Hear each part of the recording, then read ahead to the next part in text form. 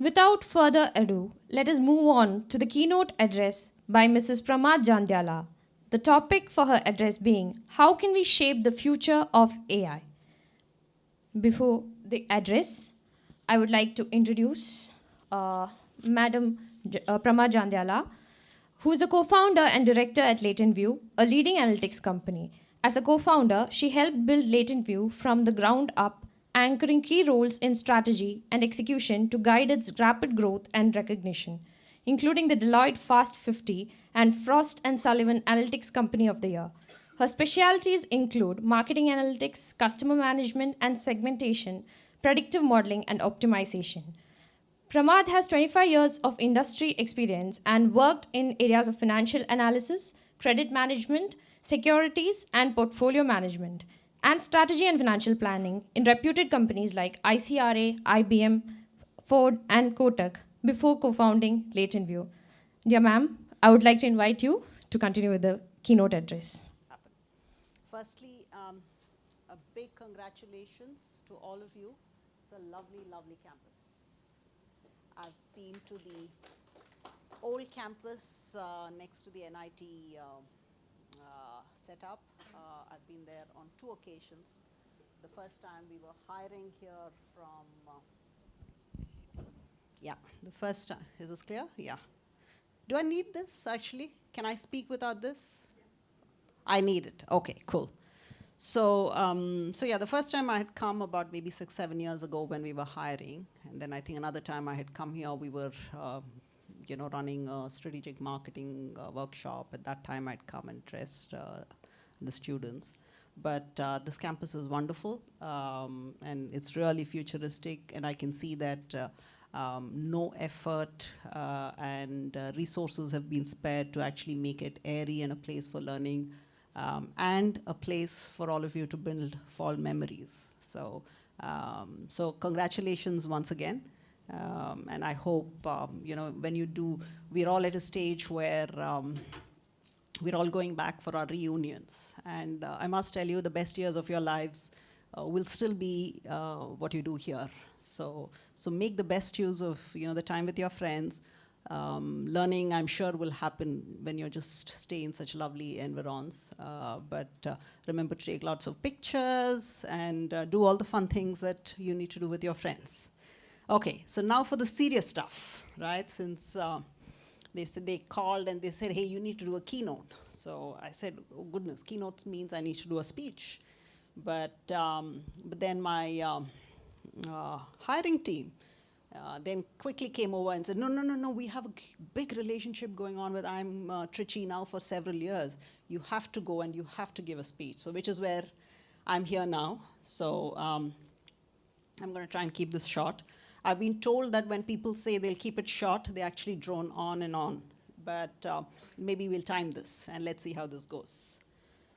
Okay. So as we enter a new decade and look back, we cannot help but notice the evolution of artificial intelligence, which has been so far staggering, with specialized AI systems capable of replicating human-like reasoning and cognition in specific tasks. The development of AI has been aided in no small measure by the massive amounts of data that's available and is being generated as we speak, and by better algorithms and faster computers, which are becoming more accessible and affordable with each passing year. In fact, specialized AI has become so commonplace that we barely notice it. Your phones, for instance, come shipped with AI for assisting you in your day-to-day tasks. While organizations work on developing AI and adopting AI, experts in the field are grappling with some key questions. What will be the net impact of the AI-driven shift in the future workplace, specifically in terms of jobs created and jobs lost? What will be the kind of workforce transitions brought about by AI? How crucial is a diverse workplace in the creation of beneficial AI? Apart from economic impact, what are the likely benefits and challenges to society due to the proliferation of AI. So if we pause for a moment and look back to how we even got here in the recent past, AI has seen some remarkable advancements in the more recent years. Innovative capabilities in the form of autonomous vehicles, machine translation, smart reply, chatbots, and meeting assistants have gained traction. GAN, or generative adversarial networks, have emerged over the past year and have gained huge prominence. Samsung AI Lab demonstrated a GAN-based system which produced videos of a person based on a single photograph of that person. Imagine watching a highly realistic talking model of people from your favorite portraits. It could well be Mona Lisa or your great-grandmother from that precious family portrait.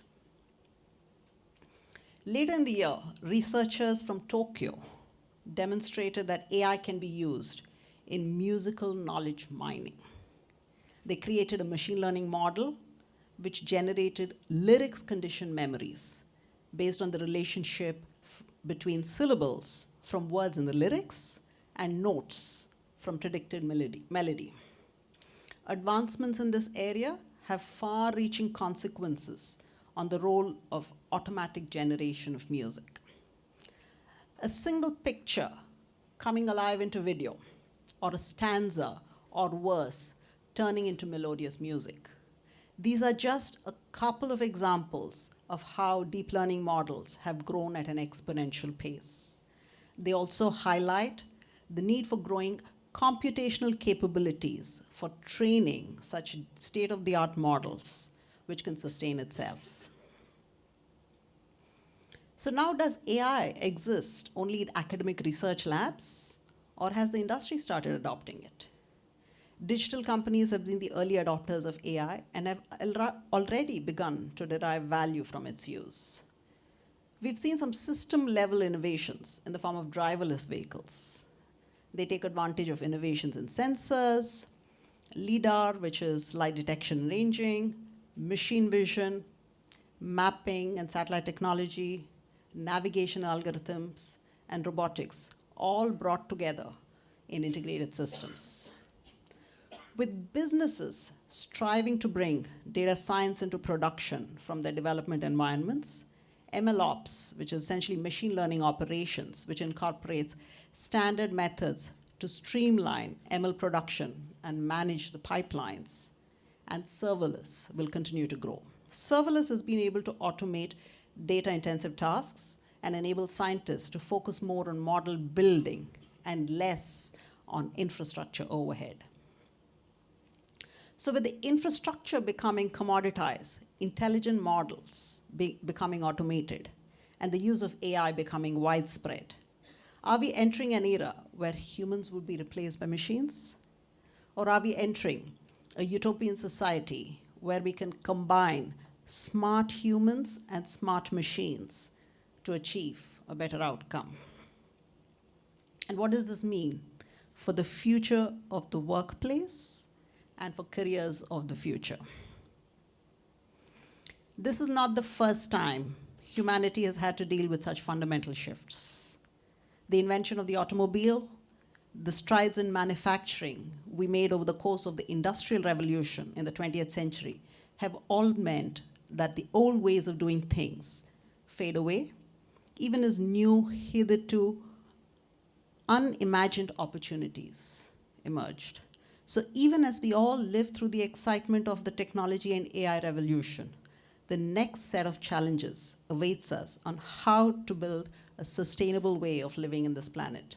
Renewables, zero waste, environment, genetics, leisure, and gaming will all be problems looking for solutions in the upcoming several decades. Closer home to those of us in this room who are seeking careers in technology and data science, the next big question is, will AI make us redundant? Recent studies of course, point to the fact that several jobs will be automated in the next decade. Does that mean job loss? Clearly a big yes for the routine and repetitive tasks. AI can automate physical activities in highly structured and predictable environments. However, there's a heavy reliance on manual labeling of training data, which is a prerequisite for supervised machine learning. The other issue is the extreme black box nature of deep learning models. This results in poor interpretability of the solution, or in other words, lack of understanding of what factors led to the model's final decision. Applications like criminal justice or financial lending especially require interpretability to make sure the model does not have any built-in bias. Take law enforcement and the justice system, for example. Policing has been increasingly reliant on algorithms to predict the likelihood an offender will commit further crimes, their flight risk, and so on. These data points are then used to guide humans in sentencing, bail, or whether to grant or deny parole. However, an investigation of how effectively the prediction mechanism was working found that the program was, in fact, resulting in significant racial disparities. So although the system was designed to eliminate human bias using machines, in reality, the outcomes continue to perpetuate the same biases we see today. So in light of these challenges and unimagined opportunities, where would we stand in the future of AI? What would be the one thing that will remain unique to humans? I would argue that it is empathy, the ability to sense other people's emotion. Neuroscience and AI researchers agree that the current forms of AI do not have their own emotions. They've not gone through the process of learning life. The human ability to make the right judgment based on how individuals receive and interpret information is vital for effective communication. Empathy is a fundamental construct of relationship building, which itself is a key facet of effective leadership. What we define as a soft skill is indeed the new hard skill that technologies will find difficult to emulate.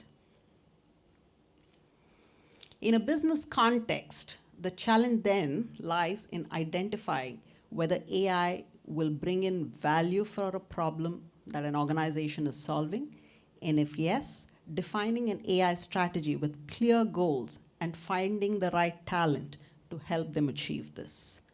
But the problems and dilemmas of a business cannot be solved by algorithms alone. This new intelligence requires new styles of leadership, a transformation from a smart to a wise leadership, because the value that AI brings can enhance, erode, destroy, or develop, depending upon how wisely it is used. For wise leaders work not only towards creating economic value, but they also shoulder the responsibility of caring for the organization and its sustainable value. They adopt a collaborative style which is built upon trust, empathy, and solid relationships. Here's where women and men will have a key role in shaping the future of AI using new styles of leadership. A study conducted by Harvard Business Review in 2019 on leadership traits showed that women scored high on 17 of the 19 capabilities that go into outstanding leadership. Women were rated as excelling in taking initiative, acting with resilience, displaying high integrity and honesty, inspiring and motivating others, and building relationships. I'd like to close with a few words from the well-known author, John Naisbitt. He had this to say, and I quote, "The most exciting breakthroughs of the 21st century will not occur because of technology, but because of an expanding concept of what it is like to be human." Thank you.